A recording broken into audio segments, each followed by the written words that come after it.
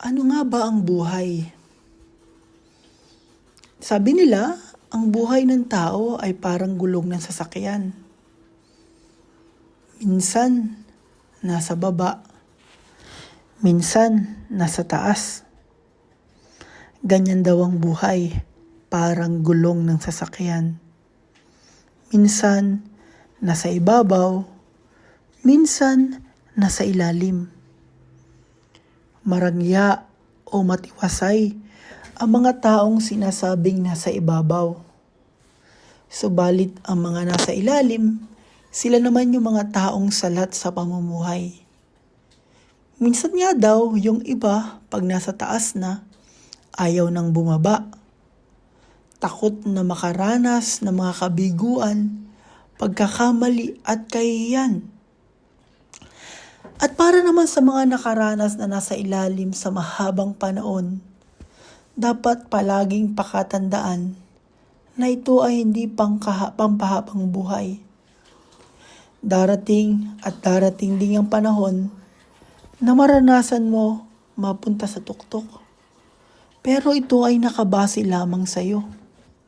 Nakabase kung paano mo gagawin o paano mo iaayos ang buhay mo. Magpasalamat ka kung ikaw ay nasa tuktok at piliting huwag lumimot. Pag ikaw naman ay nasa ibaba, kunin mo ang lahat ng pwede mong matutunan. Huwag magmukmok, magplano, kumilos, huwag iasa sa iba ang buhay. Iba-iba tayo ng sukat, silbi. Meron ngang gulong na pang bike. May pang kotse, may pang truck, may pang jeep, at iba pa. Huwag mong pilitin na maging iba kung hindi ka naman para doon.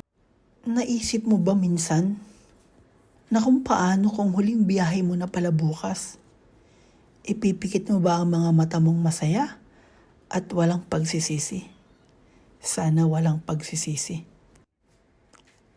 Ang buhay ay isa ding regalo na ipinagkaloob sa atin ng Diyos. Ang buhay ay ibinigay sa atin ng Diyos dahil gusto niya natin itong ingatan at pahalagahan. Ito ay kanyang ibinigay upang gampanan natin ang mga gusto nating makamit.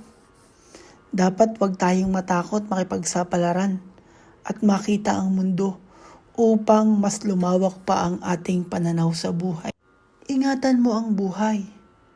Pahalagahan mo. Huwag mong pababayaan. Mabuhay ka ayon sa gusto ng Diyos. Mabuhay ka ayon sa mga plano niya. Mabuhay ka kung ano yung nais niyang gawin mo. Mabuhay kang may dignidad at may prinsipyo.